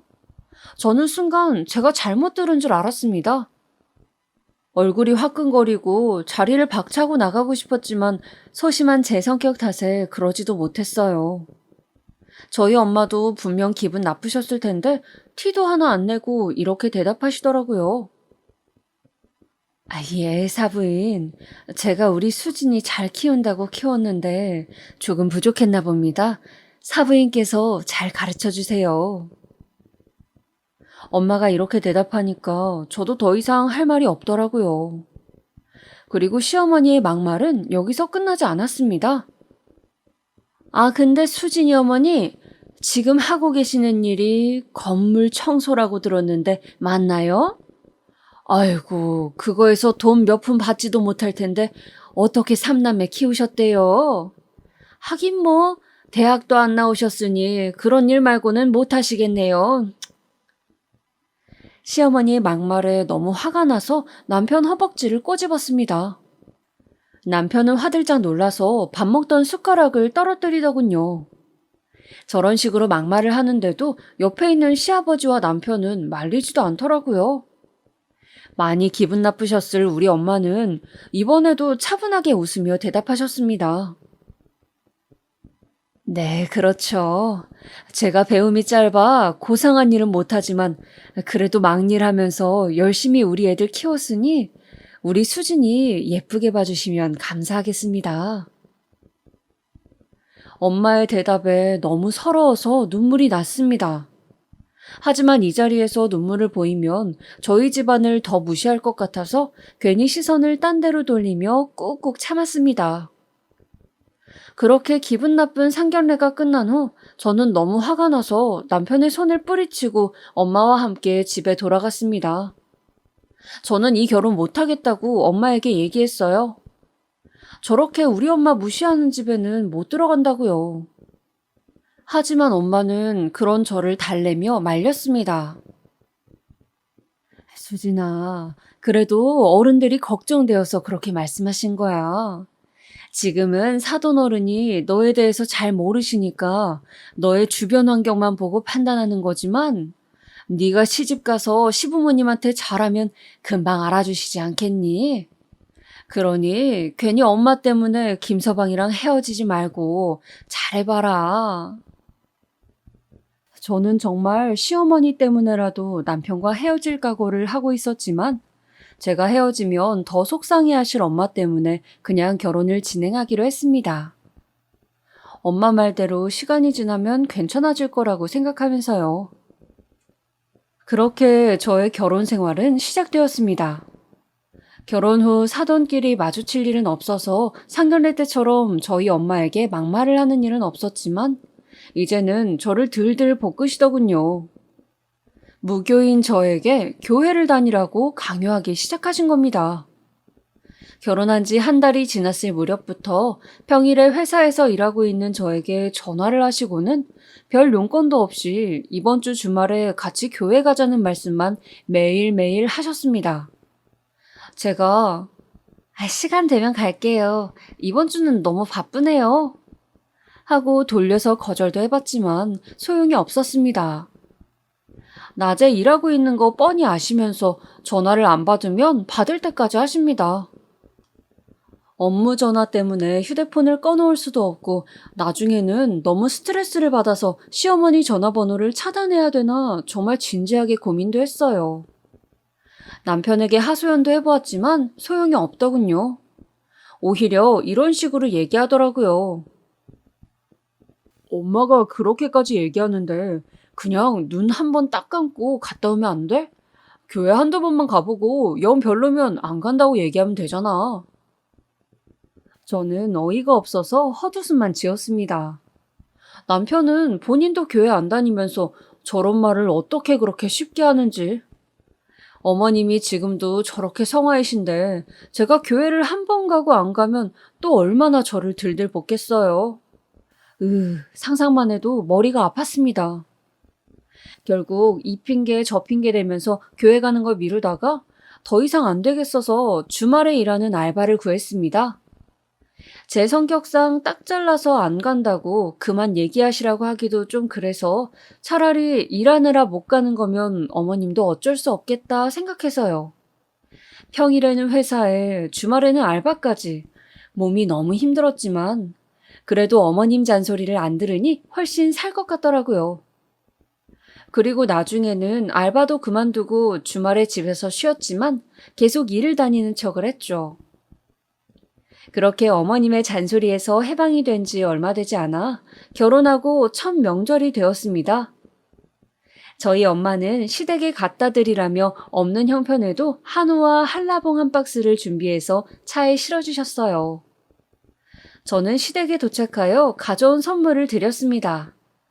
그러자 시어머니가 감사하다고 전해드리라면서 본인은 선물을 저희 친정에 이미 택배로 보냈다고 하시더라고요. 그렇게 저희 엄마 무시하시더니 그래도 기본적인 예의는 있는 분이시구나 생각했습니다. 그리고 명절 당일날에는 집에 못 가게 하셔서 꼼짝없이 시댁에 있다가 다음날 친정에 가야 했습니다. 다음날 친정에 도착하자 엄마가 할 말이 있는 듯 이상한 표정을 지으시더라고요. 엄마가 제 손을 끌고 방 안에 들어갔습니다. 수진아, 이거 사부인이 보내신 건데 혹시 다른 분 선물하고 헷갈리신 거 아니니? 저는 엄마가 내미는 선물 상자를 열어보았습니다. 그런데 글쎄 거기에는 예쁘게 포장된 성경책과 시어머니가 다니시는 교회 팜플렛이 들어있는 거 아니겠어요? 정말 황당했습니다. 저희 엄마 불교 신자인 거 뻔히 아시면서 성경책이라뇨? 저한테 교회 나오라고 그렇게 들들 볶으시더니 저희 엄마한테까지 이러실 줄은 몰랐습니다. 저는 너무 화가 나서 어머님께 전화를 했어요. 혹시 헷갈리신 거 아니냐고, 다른 분 드리는 선물인데 저희 집에 온 것 같다고요. 성경책 보내신 게 정말 맞느냐고요. 그러자 시어머니가 이렇게 말씀하시더라고요. 그거 너희 집에 보낸 거 맞다. 내가 보니까 아무래도 너희 엄마가 그동안 어렵게 사신 게 다 믿음이 부족해서 그런 것 같거든. 그러게 진작에 믿음 생활했었으면 될걸. 이제라도 늦지 않았으니 우리 교회 나오시라고 해라. 아, 네 동생들도 같이 오면 더 좋고. 저는 너무 화가 났지만 어른이라 차마 화를 내지도 못했어요. 이럴 때는 제 성격이 너무 갑갑했습니다.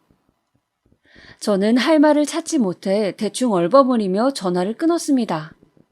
그리고 엄마에게는 신경 쓰지 말라고 했어요. 어머님이 워낙 독실하셔서 주변에 자꾸 교회를 권한다고요.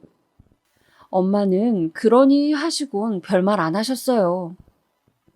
그리고선 그 이후에도 시어머니가 몇 번 더 저희 엄마에게 문자를 넣어 성경 말씀이나 교회 예배 일정 등을 보내시곤 했지만 엄마는 그때마다 정중하게 감사하다는 답장만 하고 넘겼습니다. 그리고 몇 년이 지났습니다. 결혼한 지 5년 가까이 돼가는데도 아이가 안 생기더군요. 병원에 가서 검사를 해보니 난임이라고 해서 시험관 시술을 해야 하나 고민하던 시기였습니다. 갑자기 어머니께서 전화가 오시더니 저보고 주말에 시간 좀 내라고 하시더라고요. 목사님한테 부탁해서 임신 잘 되게 축복을 내려주신다나 어쩐다나 하면서요. 그리고 축복을 많이 받으려면 헌금을 많이 해야 하니 저보고 돈 봉투 두둑하게 준비해 오라고 하시더라고요. 저는 차마 싫다고 말하지도 못하고 그날 알바를 뺄 수가 없어서 못 간다고 얘기했습니다. 그랬더니 시어머니께서 이러시더군요. 아이, 너 지금 알바가 중요하냐? 네가 마음속에 믿음이 없으니 아이도 안 생기는 거다. 목사님이 어렵게 시간 내주셨는데 어쩜 그럴 수가 있니? 알바고 뭐고 다 때려쳐라. 저는 화를 내시는 시어머니의 목소리에 깜짝 놀라 일단 알겠다고 하고 끊었습니다. 그러고선 어머님께 장문의 문자를 보내서 못 간다고 말씀을 드렸어요. 그러고 나서 휴대폰에 불이 날 만큼 어머님한테서 전화가 몇십 통 온 건 말씀 안 드려도 짐작 가실 거라고 생각해요. 그날 이후로 어머님이 저를 엄청 괴롭히셨어요. 사소한 걸로 꼬투리를 잡고 잔소리하고 막말은 기본이었죠. 그래도 저는 꾹 참았습니다. 시간이 지나면 나아지겠거니 했어요. 그리고 다음에 아버님이 환갑이 되시는 해였습니다. 요즘에는 환갑은 그냥 넘어간다고들 하지만 저희 시댁에서는 환갑잔치를 꼭 해야겠다고 하시더군요. 그래서 남편이랑 같이 장소를 알아보고 있었는데 어머님께서 집에서 하겠다고 하시더라고요. 어머님 댁이 평수가 넓긴 해서 사람들 여러 명 초대할 수는 있겠지만 음식을 다 직접 하신다고 해서 깜짝 놀랐습니다. 저는 어머님께 요새는 음식 사서도 많이 한다고 메인 요리만 직접 하고 나머지 음식들은 맛있게 하는 곳으로 알아보겠다고 했습니다. 그랬더니 어머님께서 안 된다고 못 박으시더라고요. 어머, 얘는? 손님들 먼 길 오셨는데 어떻게 사온 음식을 대접하니? 너랑 나랑 둘이서 하면 금방 하는 것을. 너도 참, 네 시아버지 잔치인데 음식 준비하기가 그렇게 귀찮니? 저는 금방 풀이 죽어서 죄송하다고 사과드렸어요. 그리고 잔치 전날 시댁에 가서 아침부터 음식 준비를 도왔습니다. 그런데 오시는 손님 수에 비해서 음식 가짓수가 좀 부족해 보이더라고요. 그래서 어머님께 물었습니다. 어머니, 근데 음식 가짓수가 조금 부족한 것 같은데요. 재료를 조금 더 사올까요? 아니다. 내가 나머지 음식은 다 부탁해놨으니까 내일 아침에 그거 추가하고 메인 음식만 하면 된다. 그리고 내일은 너랑 나랑 둘이서는 손이 모자라니 도우미 아줌마 한 명 불렀다. 그렇게 알아라. 어머님은 걱정 말라며 하던 거나 마저 하라고 하시더라고요. 주변에 음식 잘하는 분이 계신지 나머지 음식을 부탁해 놓았다고요. 그래서 저는 그러려니 하고 남은 음식을 마저 만든 후 집에 돌아가서 쉬었습니다. 그리고 다음날 메인 음식 준비를 해야 해서 아침 일찍부터 부랴부랴 시댁에 도착했어요. 도착해보니 어머님 말씀대로 잡채에 불고기에 육회 등등 어제는 없던 음식들이 많이 차려져 있더라고요. 이 정도면 푸짐하게 대접할 수 있겠다 생각했어요. 저는 어머님을 도우러 주방에 갔습니다.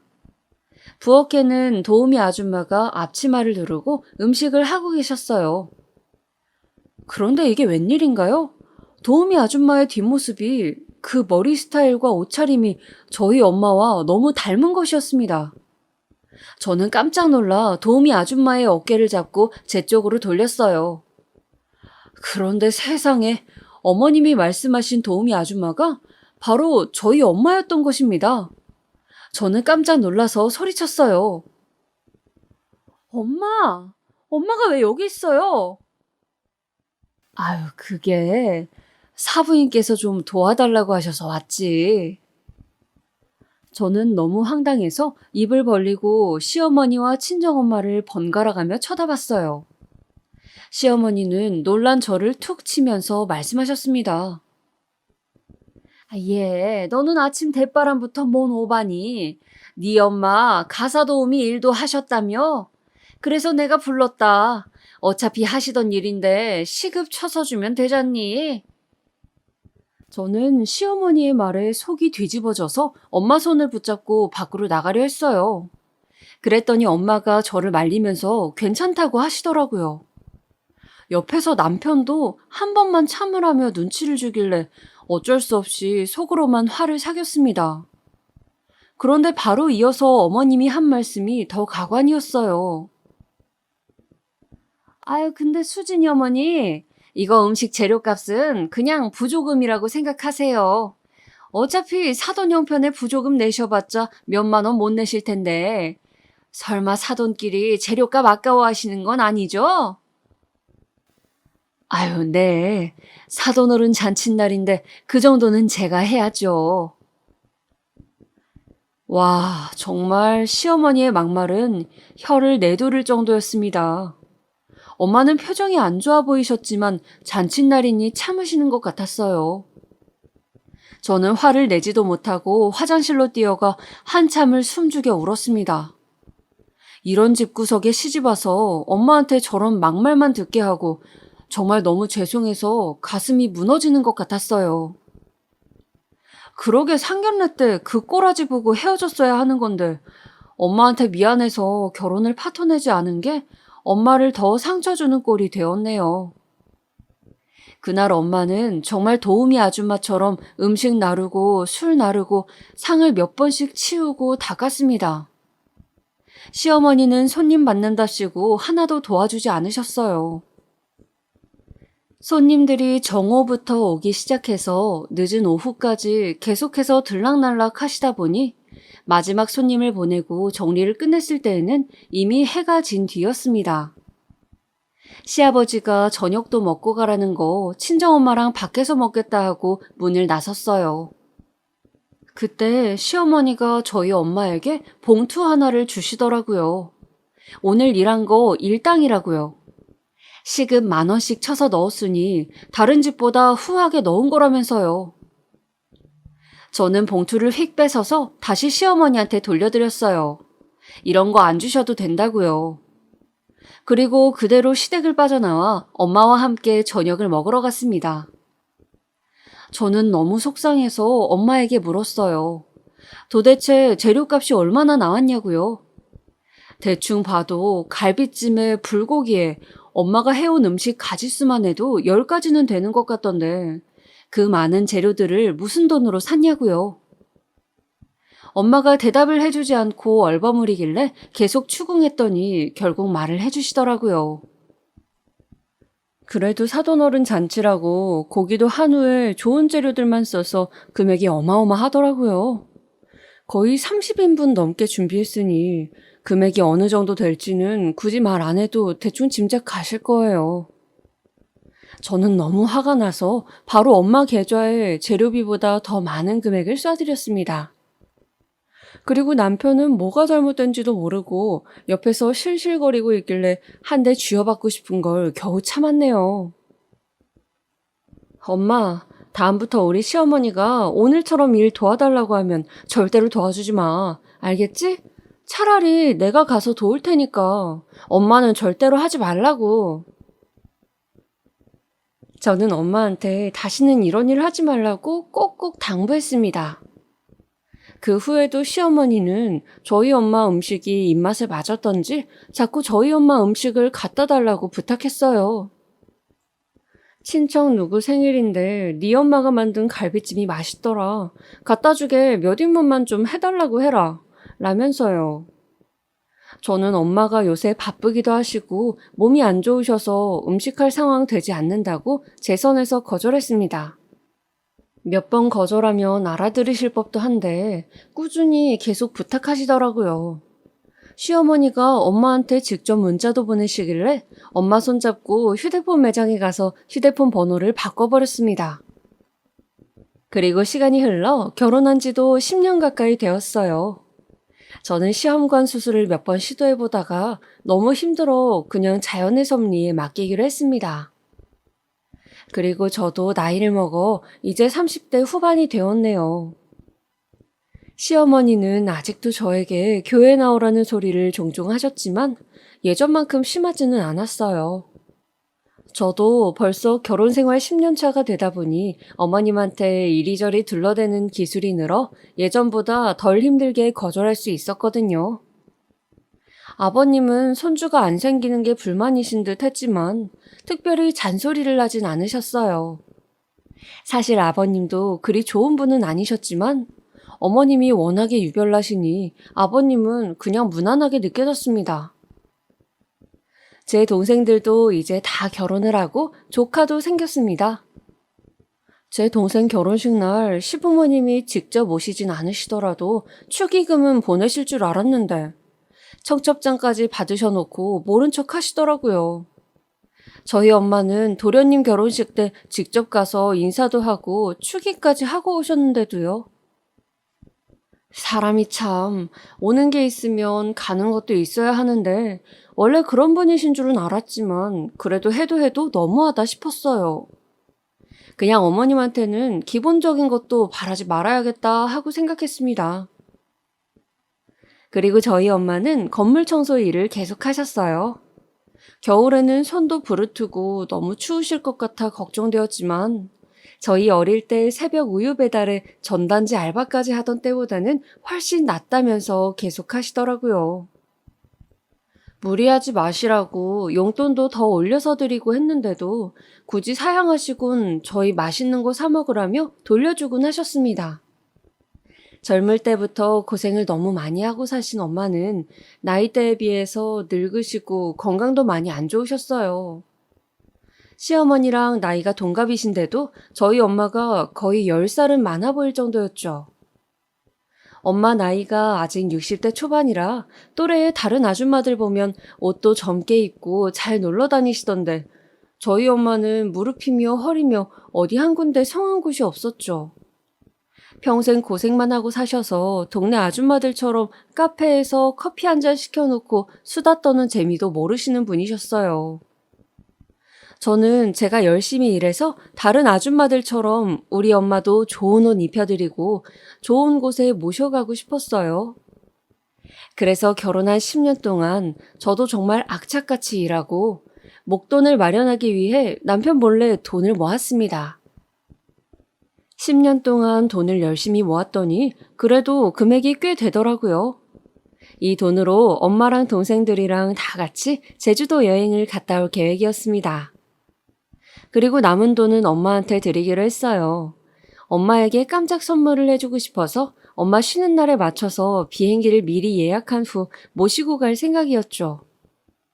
저는 엄마가 기뻐하실 모습이 상상되어 기분이 너무 들떴습니다. 다리가 안 좋으신 엄마를 위해 최대한 걷지 않고 즐길 수 있는 관광 코스를 짜기 위해 매일매일 머리를 싸맸어요. 그런데 이런 여행 준비에 설레임도 얼마 가지 못해 산산조각이 나고 말았습니다. 엄마가 그만 사고로 돌아가시고 만 것입니다. 평소처럼 어스름한 새벽에 출근하여 건물 청소를 하던 엄마가 실수로 계단을 헛디뎌 굴러 떨어지는 바람에 머리를 심하게 다쳐 병원에 실려간 것이었죠. 엄마의 사고 소식을 듣고 병원에 도착했을 땐 이미 하얀 천 아래에 싸늘한 시신이 되어 있었습니다. 저는 그대로 주저앉아 오열을 하고 말았습니다. 엄마, 엄마, 안 돼, 가지마, 엄마. 우리 엄마, 내가 이제 호강시켜줄 일만 남았는데 벌써 가면 어떡해요, 엄마. 불쌍한 우리 엄마 불쌍해서 어떡해. 엄마. 저는 엄마를 계속 부르면 혹시나 다시 깨어나실까 목이 쉬고 갈라져 피가 나도록 엄마를 불렀습니다. 고생만 하다 돌아가신 우리 엄마가 너무 안쓰러워 견딜 수가 없었습니다. 엄마, 미안해. 내가 1년만 더 서두를걸. 엄마가 이렇게 일찍 가버릴 줄도 모르고. 내가 너무 늦어서 미안해, 엄마. 저는 차갑게 식어버린 엄마를 안고 그동안 못했던 말을 쏟아냈습니다. 가족들이 말리고 병원 관계자들이 말리는데도 아랑곳하지 않고 엄마를 안고 놔주지 않았습니다.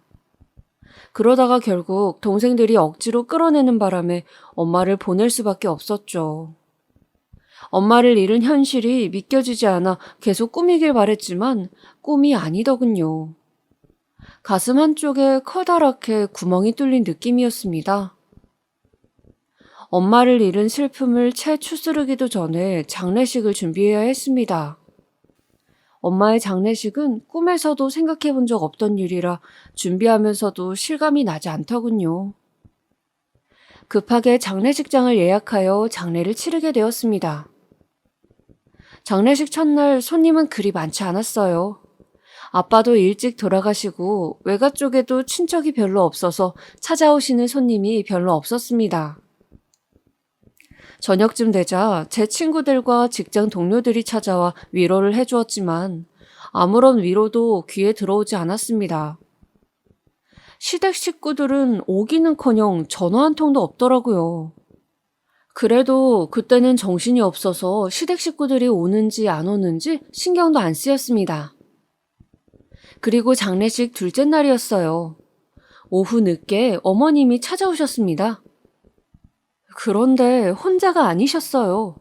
들어오실 때부터 시끌시끌하길래 나가보니 어머님이 웬 처음 보는 사람들 10댓 명을 데리고 들어오시는 게 아니겠어요? 제가 나가서 인사하자 어머님이 말씀하셨습니다. 예, 수진아, 인사드려라. 우리 교회 집사님들이셔. 우리 교회가 이런 경조사는 또 잘 챙기잖니. 자, 여러분들 들어갑시다. 예, 수진아, 얼른 밥이나 내오련. 걸어왔더니 아주 배고파 죽겠다. 어머님이 데려오신 분들은 전부 다 처음 뵙는 분들이었어요. 사돈 장례식에 굳이 왜 모르는 사람들을 데려오셨나 의아했지만 그런 것까지 따질 만한 정신이 아니었습니다. 시어머니와 지인들은 절 대신 가볍게 기도를 하시더니 자리에 앉으셨어요. 그리고는 무슨 잔치회라도 온 듯 신나게 떠들기 시작했습니다. 어머, 근데 여기 장례식장은 좀 후지다. 아무리 장례식장이어도 인테리어가 이게 뭐야? 아유, 나는 우리 아들내미한테 나중에 나 죽으면 절대 여기서는 장례 치르지 말라고 해야겠다. 어머니의 지인 한 분이 이렇게 말씀하시는 게 들렸습니다. 남의 장례식장에서 인테리어 운운하는 걸 보니 끼리끼리라는 말이 잘 어울리는 분이셨어요. 그런데 그때 어머님이 말씀하시는 내용이 더 가관이었습니다. 아유, 집사님, 말도 마세요. 돌아가신 우리 사돈이 돈이 없었거든. 생전에 직업이 청소부야, 청소부. 아유, 냄새나게 청소부가 뭐야. 고상하지 못하게. 그러니 이런 후진 데서 장례 치르는 거지 뭐. 저는 어머님이 하시는 말씀을 똑똑히 두 귀로 들었지만 차마 엄마 마지막 가시는 길 시끄럽게 하고 싶지 않아서 이를 바득바득 깔면서 참았습니다. 옆에 있던 제 동생들도 같은 마음이었는지 어금니를 꽉 깨물고 어머님을 노려보기만 하더라고요. 그것도 모르고 어머님은 지인들과 아주 신나게 식사를 하시더라고요. 편육이랑 수육을 몇 번을 리필해서 드셨는지 몰라요. 누가 보면 고기 파티라도 벌이는 줄 알 정도였습니다. 어머님은 맛있게 드시다가도 몇 번씩이나 도우미 분을 불러세워 음식 지적에 온갖 진상을 부리셨습니다. 아유, 저기요. 아니, 이거 육개장에 고기가 이것밖에 없어서 되겠어요? 손님 대접이 너무하네, 정말. 아무리 싸구려 장례식장이어도 음식이 이러면 안 되지. 아유, 여기 김치 중국산 써요? 아유, 김치 때깔 보니 중국산이구만 뭐. 찝찝해서 어찌 먹으라는 건지 원. 이봐요. 저 테이블에는 고기도 실한 것만 주고 우리는 죄다 비계 덩어리만 줬잖아. 지금 손님 차별하는 거예요? 우리가 누군 줄 알고? 여기 서비스가 아주 그지 같네.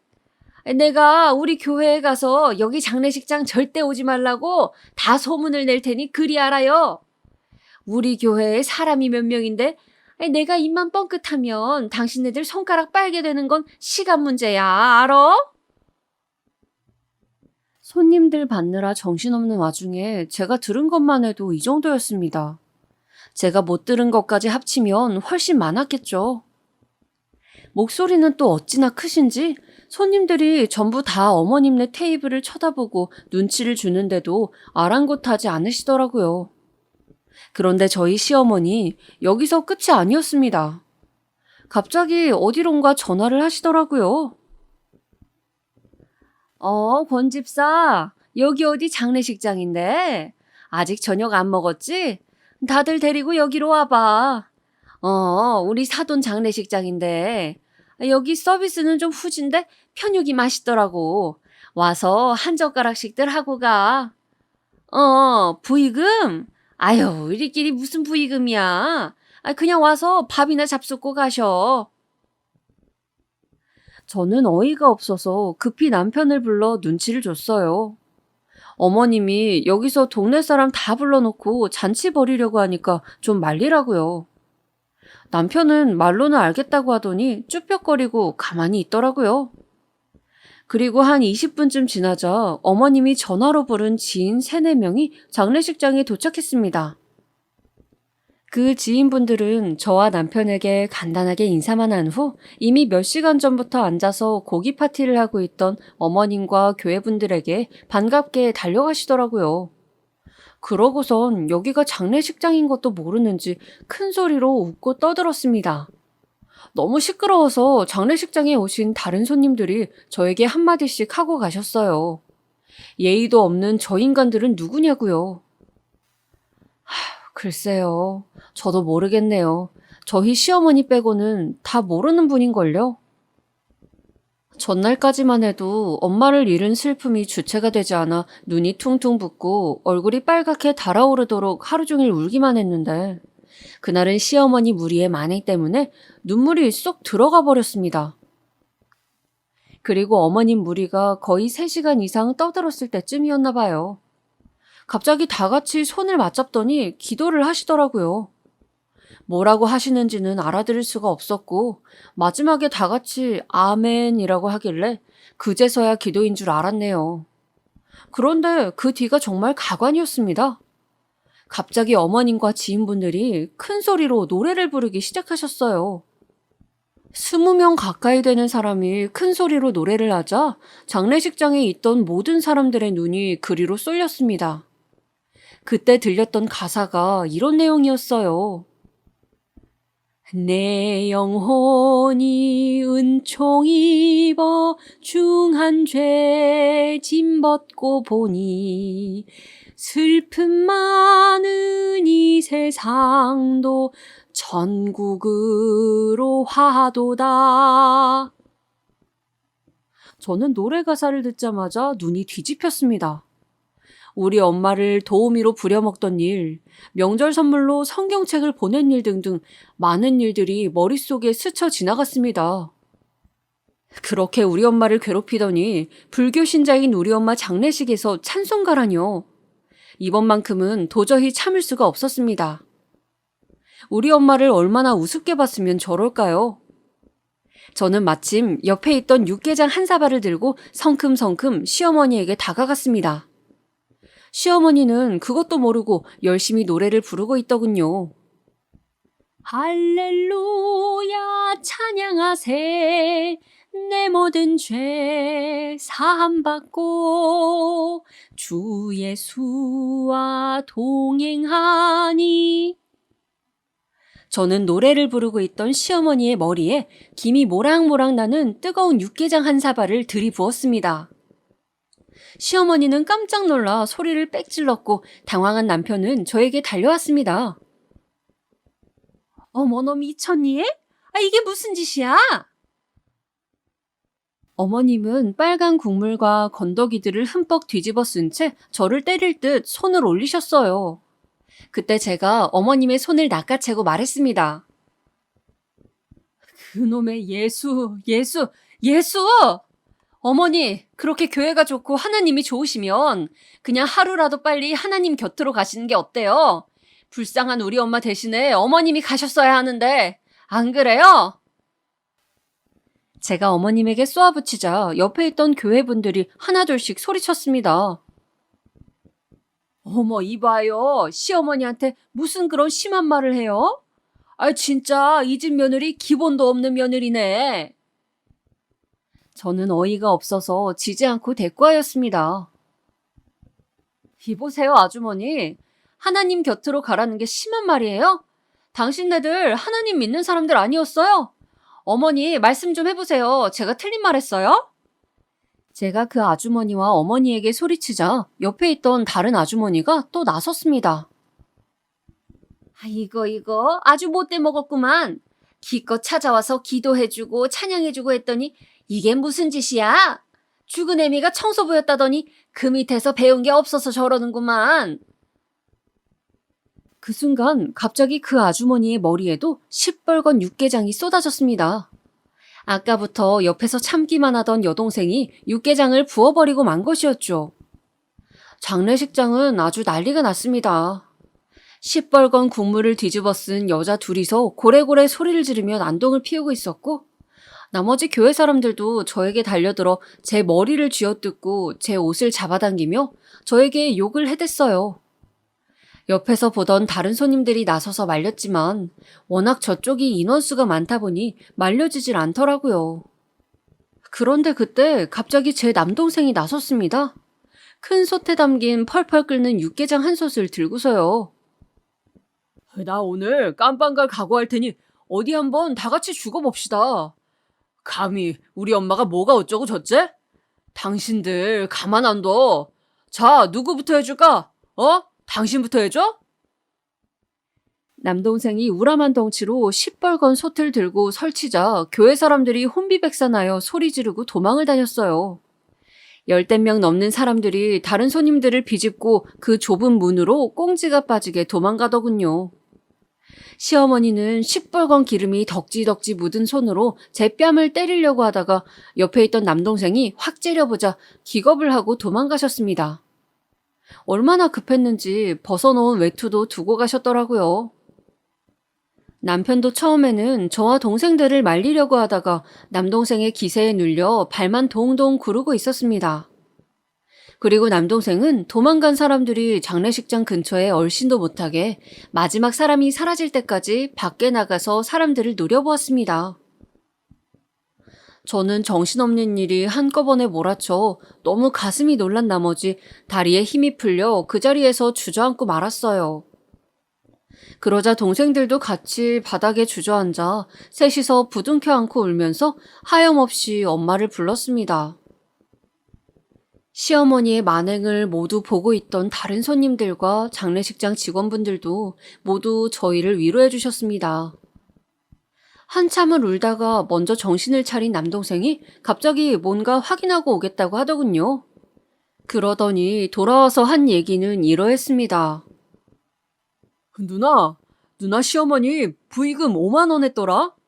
20명이 와서 먹고 마시고 떠들고 했는데 5만 원 말이야. 진짜 대단들 하시네. 대단들 하셔. 여기가 무슨 공짜 밥집인 줄 아시나 보지? 남편은 너무 민망한 나머지 얼굴이 빨개진 채 고개를 들지 못하더군요. 그리고선 이 상황을 견딜 수 없었는지 밖으로 나가버리더라고요. 저는 부의금 5만 원 얘기에 어머님이 그럼 그렇지 하는 생각이 들어 피식 웃었습니다. 사람이 옹졸한 게 너무 우스워서요. 그리고 저는 장례식장 직원분들에게 난장판을 만든 것에 대해서 손이 발이 되도록 사과를 드렸고, 다행히 장례식장에서 괜찮다고 해주셔서 엎어진 육개장이라도 열심히 치웠습니다.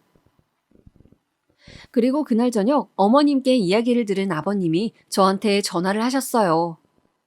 처음에는 어머님이 소란 피워서 미안하다는 얘기를 하시다가 그래도 시어머니한테 버릇없이 행동했으니 사과드리라고 하시더군요.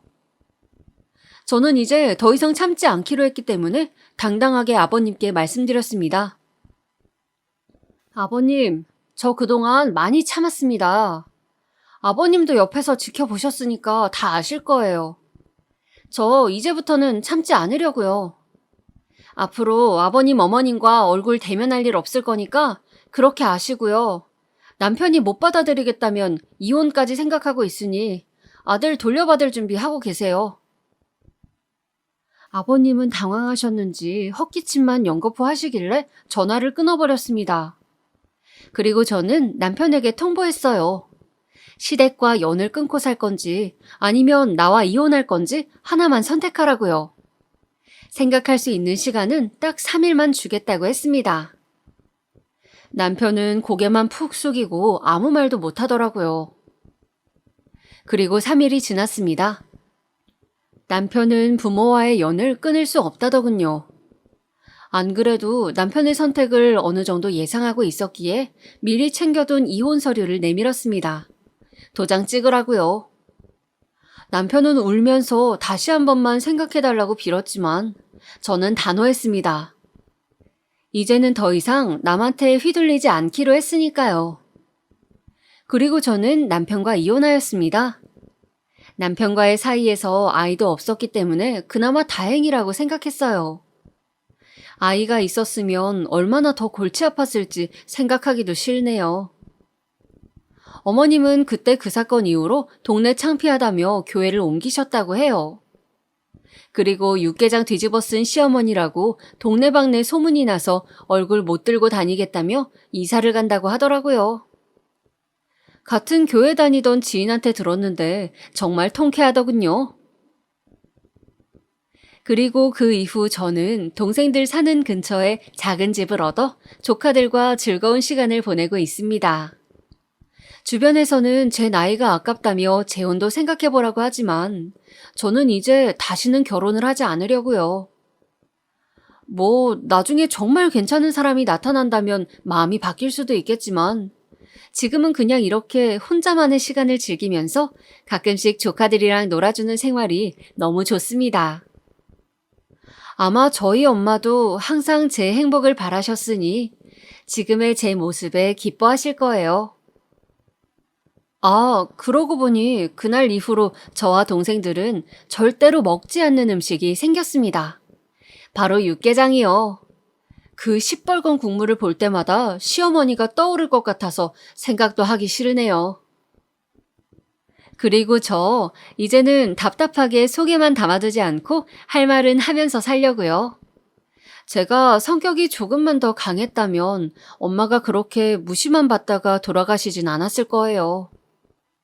지금은 남은 가족인 제 동생들을 위해서라도 강인한 여자가 되어보려 합니다. 여러분, 저 응원해주세요. 저도 여러분의 행복한 삶을 응원하겠습니다. 오늘도 감기 조심하시고요. 감사합니다.